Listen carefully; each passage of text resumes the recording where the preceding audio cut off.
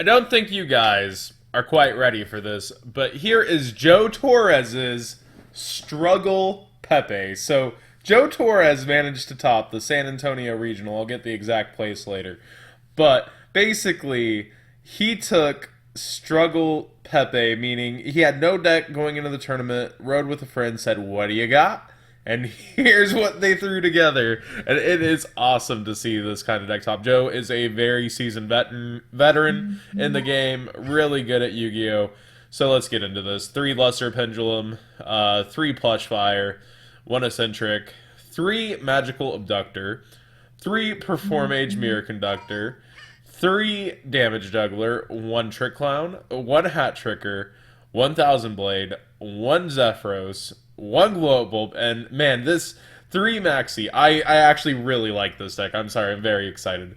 1 Regeki, 1 Foolish Burial, 2 Instant Fusion, 2 Galaxy Cyclone, 3 Wavering Eyes, 3 Upstarts, so we're playing 37, 1 Solemn Warning, 1 Vanity's Emptiness, 2 Breakthrough Skill. Now, just look at these cards and think the timing to use a lot of these cards, you need to be spot on.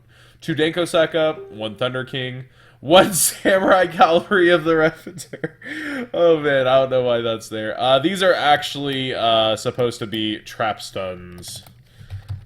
So if you've made it this far in the video, you are getting the news on that.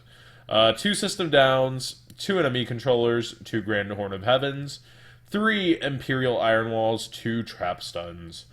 1 Dweller, 1 Castel, 1 Daigasso Emerald, 1 Direwolf, 1 Magister Paladin, 1 Trapeze Magician, 1 101, 1 103, 1 Masquerade. I really like this. It reminds me a lot of Shadol's, these choices. 1 Naturia Beast, 1 Trishula, 2 Ignister, and 2 Norden. So let's get into the reviews. This is Joe Torres' deck list. He told me to give it to you. He said give all the shit back to me because he doesn't play the game and I never see him. We rode up, and I told him Cosmo. He asked what decks. I told him Cosmo, but I'm playing that. Infernoid, but somebody already called dibs on my Omega Magispectors, and I should have all the stuff he needed to make PePe. He said PePe.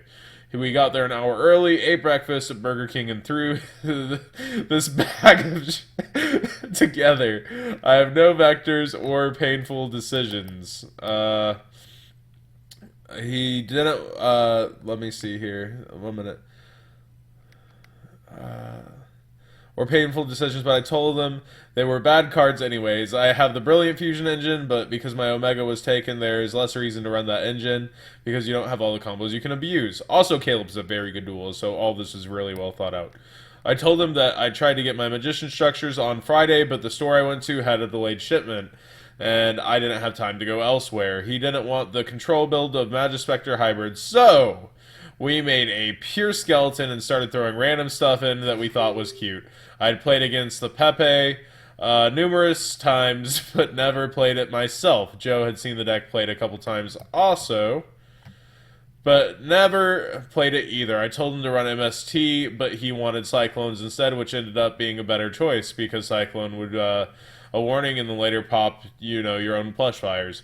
I told him to throw Foolish, Thousand Blade, Zephyros, and Glow Up Bulb. Joe will tell you Zephyros was the biggest mistake in the deck and it did nothing for him. It should have been a second Trick Clown. MVP was Thousand Blade, so I hear. And I heard a warning and Foolish liked to float. He wanted the Masquerade, but after it was over, he never went into it or wanted to and said it should have been a second Castel. Though beforehand, I told him if it was bad, it was a bad thought for him to run a high. I told him to run High Speedroid Chenbara. I messed up and forgot to mention to him that the Damage Juggler could negate Wavering Eyes, and while it didn't cost him the game, it stopped him from going into Game 3 and caused his draw. Also, Storm in the side should have been Trap Stun instead. So basically, Joe hadn't played in a while and was kind of rusty and still threw this together and got in there. Joe Torres, the legend, the man, the myth. I asked any shoutouts. He was asleep. He'll probably say Miguel Ramos lent him an adductor. Aaron McInnes lent him a Diamond Dyer Masquerade, and DeArmond Dixon gave him Iron Walls. The rest was from me. As far as the side goes, Dinko and Thunder King were amazing.